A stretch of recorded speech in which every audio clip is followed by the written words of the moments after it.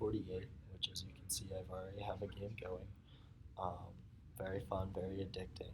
It's based on a 2D list where the numbers in the list correspond to blocks when drawn for the user's interface. Um,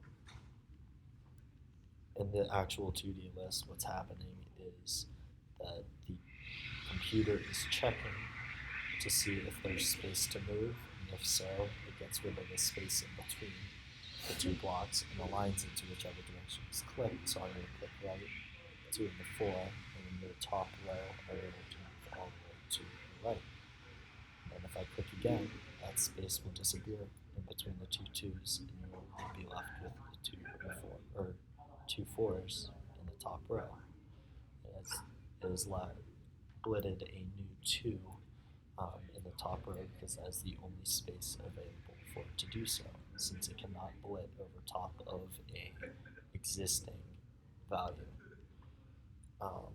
This game is very addicting, and while I probably won't lose during this, when the game is over, the user is given the opportunity to restart the game, either with a new game button or the uh, return key.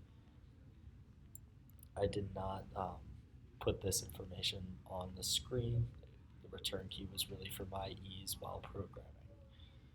So I'll click New Game, resets the board to 2 initial tiles where the user can continue playing, restart, or if they get bound up and don't want to try to save a game, they can restart and again try for their goal of 2048 or higher if they reach that far.